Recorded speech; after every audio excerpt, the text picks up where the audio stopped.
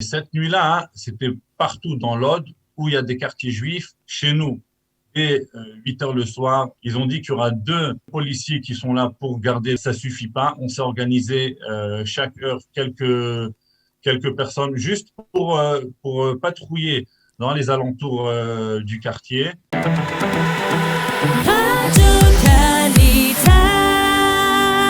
Rahmiel Shalom, bonjour, Boker Tov. Boker Tov, Daniel. Boker Tov, si l'on peut dire, parce qu'effectivement, on peut dire que pour vous, les 2 derniers jours, les 2 dernières nuits ont été des nuits extrêmement difficiles, en particulier la dernière nuit. Je voudrais d'abord que vous, en tant que témoin, que vous nous racontiez ce que vous avez vu, vous, en tant qu'habitant de l'Aude. Expliquez-nous dans quel quartier vous vous situez et ce que vous avez vu, on va dire, au cours des dernières heures. Alors, tout d'abord, moi, j'habite dans le Boker Tov, j'habite dans le quartier de Ramat Eliashiv à l'Aude, un quartier, on peut dire en gros, religieux, à Ramat Eliashiv. Si on commence c'est les 2 dernières nuits, on n'a pas trop dormi. L'avant-dernière nuit, quand on m'a appelé pour demander de parler de ce qui se passe, mais j'ai dit c'est pas chez nous, c'est à 300 mètres, 400 mètres, c'est dans le quartier de Ramat Eshkol. Ce qui s'est passé, mais quand c'est à 300-400 mètres, c'est vraiment c'est pas facile parce que en 1 minute, ça peut arriver chez toi. En fin de compte, c'était quelques heures qu'on voit on voit que tout qui brûle, des explosions toutes les minutes, tout le temps des explosions, des zikoukim, des feux d'artifice.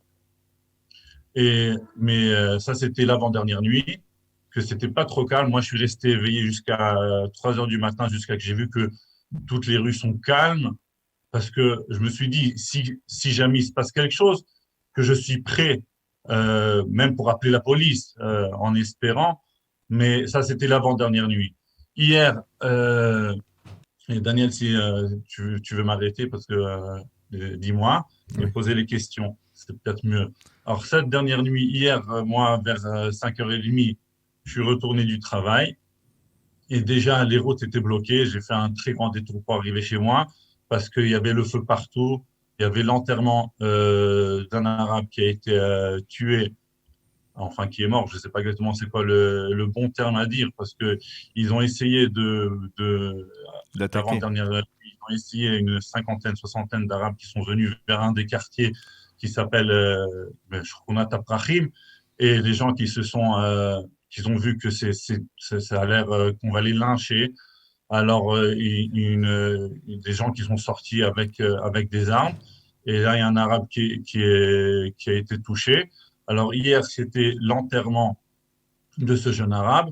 En parenthèse, pour comprendre où on vit dans une ville mixte, quoi, arabe, juif, on vit ensemble, normalement, il n'y a pas de C'est problème. ça, il faut souligner, jusqu'à il y a 48 heures, on peut dire que, à l'exception de quelques périodes de tension très rares hein, dans la ville de l'Aude, en général, on peut parler d'une coexistence pacifique entre juifs et arabes. C'est exact, n'est-ce pas, Rahmiel? Exactement. Ça veut dire qu'à part des petites...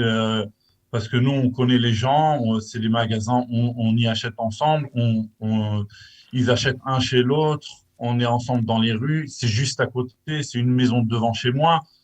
Comme moi, je suis assis dans mon balcon, j'ai mes voisins devant moi qui sont assis dans leur balcon dans la petite maison devant chez nous.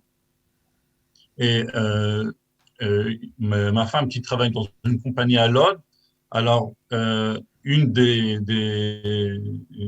programmatrices c'est une arabe qui habite à Lod, que c'est son cousin qui est mort dans ce qui s'est passé avant-hier. Ça veut dire que c'est des gens qui habitent un avec l'autre. Il y a des autres quartiers que c'est vraiment dans le même... Alors concrètement, hier soir, parce qu'on s'est parlé hier, et vous me disiez que chez vous c'était un petit peu moins tendu que dans le quartier de Ramat Eshkol, donc à Lod. Mais là, hier soir, vous avez vous-même été témoin d'une aggravation de la situation. J'écoutais tout à l'heure le maire de Lod, Yair Revivo, qui parlait qui a comparé les événements qui se sont produits ces 2 derniers jours à Lod, à la nuit de cristal. Il a parlé de pogrom. Vous sentez cette atmosphère ou une atmosphère atmosphère extrêmement hostile à la population juive de la part de ces émeutiers? Oui, bien sûr, mais déjà hier, pendant la journée, on y a parlé parce que dans l'avant-dernière nuit, déjà, il y a un Talmud Torah qui a été brûlé. J'ai des amis que leurs enfants, ils sont dans ce Talmud Torah, ils ont laissé leur affaire et il y a tout le Talmud Torah qui a été brûlé. Il y a des synagogues qui ont été brûlées déjà dans l'avant-dernière nuit. Euh, mais cette nuit-là, hein, c'était partout dans l'Aude où il y a des quartiers juifs. Eh ben, chez nous, et 8 heures le soir, on s'est organisé dans le quartier. Ils ont dit qu'il y aura deux policiers qui sont là pour garder l'ordre, mais deux policiers sur un quartier qui est pas tellement petit. Alors, ça suffit pas. On s'est organisé chaque heure quelques personnes juste pour patrouiller dans les alentours du quartier. Et après, bien sûr, il y a les sonneries qui ont commencé en même temps. Alors, C'est ça, à la maison. c'est qu'il y a eu il y a eu la nuit dernière des alertes qui ont frappé la ville de Lod. Exactement. Alors, d'un côté, il y a la panique à la maison, il y a les enfants qui pleurent, et je reviens à la maison parce que c'est dangereux d'être dehors. Et tout le temps, on a fait un groupe WhatsApp de la sécurité du quartier. Et chaque fois, il y a des personnes dans tous les alentours qui disent on voit une quinzaine de jeunes qui s'approchent de ce côté. Alors, ils appellent les deux policiers là-bas. On voit une vingtaine de jeunes dans le quartier devant, parce que c'est vraiment devant nous, quoi. De chaque côté du quartier, il y a un côté, il y a des Arabes tout autour. Et ces Arabes, il y a une maison devant chez moi, vraiment. J'ai envoyé une photo à Daniel, je ne sais pas s'il peut la monter, mais vraiment devant chez moi, il y a une maison que normalement, ils s'assoient là-bas. Chaque soir, il y a ce mois du Ramadan, ils font le halaèche le soir. Mais ce soir-là, de plus en plus de jeunes qui arrivent dans cette maison et qui s'organisent. Et chaque fois, ils essayent de sortir pour brûler des voitures, pour jeter des pierres, mais parce qu'il y avait plusieurs personnes de chez nous qui se sont dit, si on ne reste pas en bas, eh ben, ils vont nous incendier tout le quartier. Alors, chaque fois, ils se sont mis un peu plus loin. Mais vraiment, à 50 mètres de chez moi, il y a une mafia, il y a une boulangerie juive, mais c'est au milieu d'une rue qu'on peut dire qu'il y a plus d'Arabes qui y habitent. Ils l'ont complètement brûlé. Il y a toutes les petites synagogues qui sont dans les anciens quartiers juste à côté, mais ils ne sont pas entourés de maisons juives, ils ont été brûlés. Et Voilà, c'est juste à côté de on chez peut nous. voir effectivement les images que vous nous avez fait parvenir, là, il y a quelques instants, effectivement, de ces émeutes. Et j'ai une question à vous poser, Yarmiel. Où est la police pendant tout ce temps-là? Où elle est?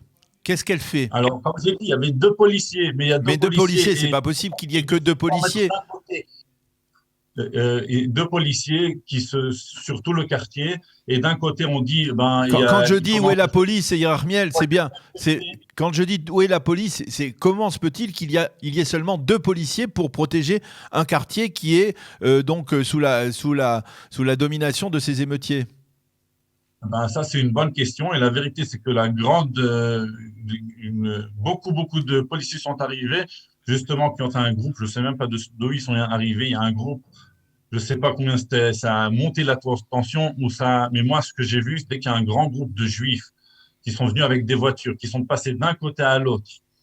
Et chaque endroit où il y avait des Arabes qui essayent de faire le Ouais, balagram, avec sa alors qualité. ils sont venus et ils ont fait du bruit contre.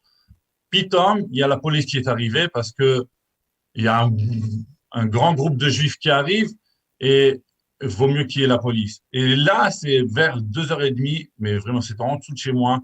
Il y avait une cinquantaine d'Arabes, une cinquantaine de Juifs, un devant l'autre. Et là, il y a la police qui est arrivée. Mais avant ça, c'est les deux policiers. On dit, ah, il y a une voiture qui a été brûlée d'un côté. Il y a le Beth Knesset de l'autre côté qui ont essayé de mettre le feu. C'est ce qui s'est passé cette nuit. Et c'est chaque minute, il y a quelqu'un d'autre qui dit, je vois un groupe ici, un groupe là. Il faut faire attention. Descendez ici, sinon ils vont nous brûler la maison. Descendez là, sinon Alors, c'était vraiment ça. Une dernière question, Yerachmiel. Comment on peut envisager l'avenir? Cette coexistence, vous avez le sentiment qu'elle est brisée, brisée définitivement, ou vous pensez qu'on pourra recoller les morceaux après ce qui s'est passé à Lod? Nous, on habite ici parce que c'est une ville au centre du pays, qu'on aime vraiment, toute la communauté. Et même, je pense en fin de compte que la plupart des Arabes aussi, ils veulent en fin de compte qu'il y a le calme ici. Et Bezrat Hashem, j'espère que le calme va revenir, quoi. Mais bien sûr, en fin de compte, ce qui s'est passé là, qu'on voit des centaines de jeunes Arabes qui essayent de brûler toute la ville, alors tu te dis, tu te poses des questions. Pose des questions. Eh bien, effectivement, on va essayer de poser ces questions justement aussi à notre ami Stéphane Amar. Merci beaucoup, Yerachmiel Bochko, d'avoir été notre témoin ce matin de ce qui s'est passé ces dernières 24 heures en particulier à Lod. Merci beaucoup et prenez soin de vous à Lod. Merci, Yerachmiel. Merci beaucoup à vous et bonne journée. Et Chodesh Tov.